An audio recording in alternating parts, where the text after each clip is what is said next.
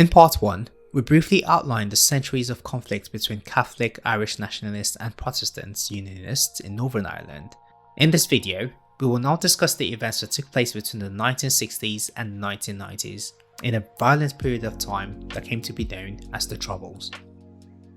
By the late 1960s, Catholics in Northern Ireland, who were still facing discrimination from the Protestants, would be inspired by civil rights movements around the world to protest their mistreatment, thus giving birth to its own civil rights movements.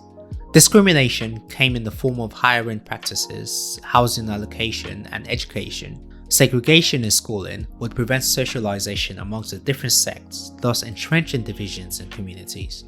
Through gerrymandering, underrepresentation of the Catholics in Northern Irish political and legal institutions would contribute further to their discontent. All this culminated in a series of protests including marches and riots. On the 12th of August 1969, a march turned violent when nationalists and loyalists took part in what came to be known as the Battle of Bogside. The police, the Royal Ulster Constabulary, RUC for short, which was predominantly Protestant, would back the loyalists and engage in brutal attacks. On the 14th of August, at the request of Irish Prime Minister Chichester Clark, British troops were deployed to Belfast and Derry. Initially, they were well received by the Catholics as they were seen to be less brutal than the RUC. By September of the same year, peace lines were built by the British Army, separating Catholic and Protestant territories in Belfast. As time went on, the British troops would take a more heavy-handed approach in dealing with Catholic nationalists. They instituted a policy known as internment without trial, which led to the arrest of hundreds of suspected IRA members. On January 30, 1972, Catholic nationalists protesting British policy of internment had their requests once again met with violence when British troops shot at protesters with rubber bullets. This turned out to be deadly. 13 people were killed and more wounded in what came to be known as Bloody Sunday. The Northern Irish Parliament would fall a few weeks later, consequentially introducing direct rule from Westminster. A few months later, 9 people were killed in 2 separate explosions of Belfast carried out by the IRA. This came to be known as Bloody Friday. Paramilitaries representing both sides would carry out acts of violence including bombings and targeted assassinations which would spread to England.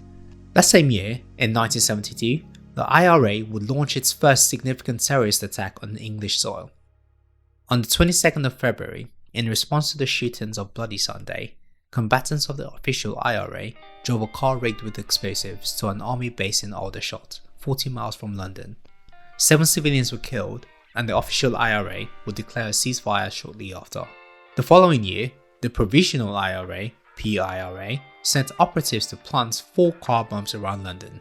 One of these exploded offside Old Bailey Law Courts, and another in the government building in Whitehall. 1 person was killed, and hundreds more injured.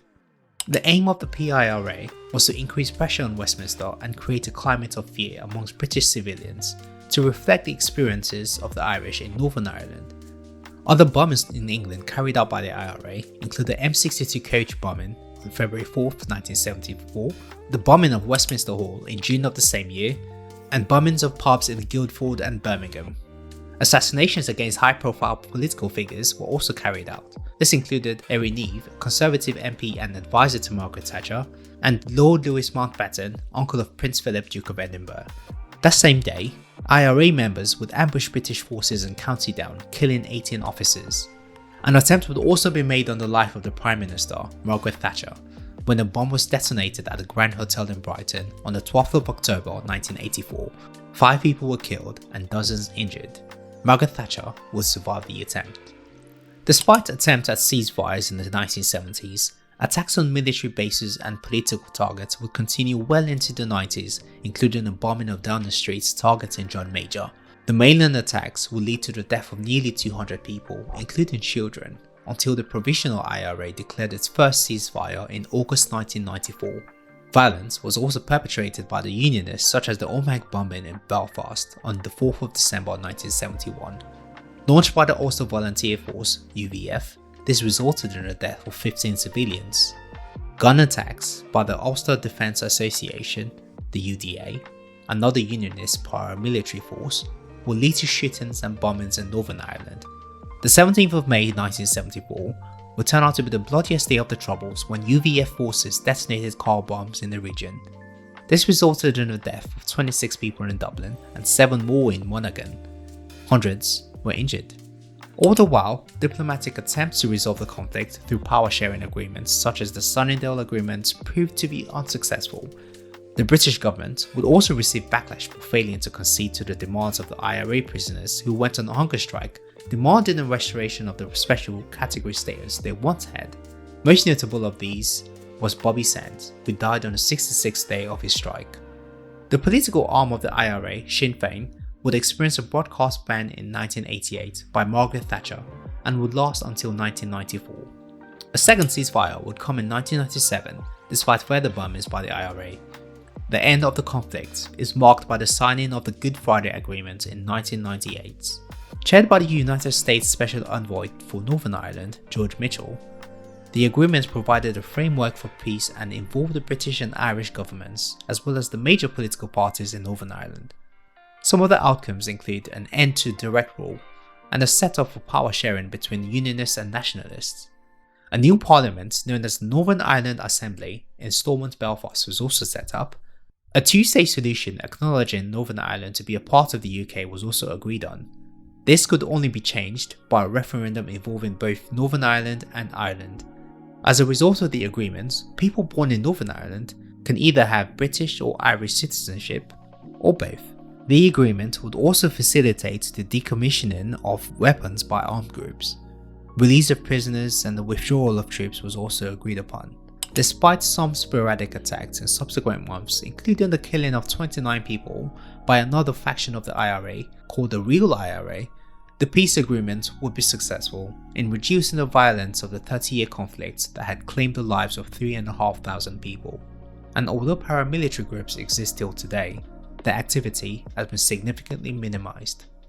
Fast forward to today, the result of Brexit has meant an increase in tensions. The two dominant political parties in Northern Ireland, the Unionist DUP and the Republican Sinn Féin, have had their disagreements, such as that caused by the Northern Ireland Protocol as negotiated by Boris Johnson, which has been a source of complications due to the implementation of border checks for goods coming in from Great Britain to Ireland. Boycotts by the DUP in protest of the new trade agreements would keep the government out of commission from 2022 until January 2024, with the reinstatement of the power-sharing agreement and the removal of post-Brexit border checks. These recent developments serve as a reminder of the fragility of peace and the importance of not only working to attain peace, but continue to strive to maintain this peace through effective diplomacy.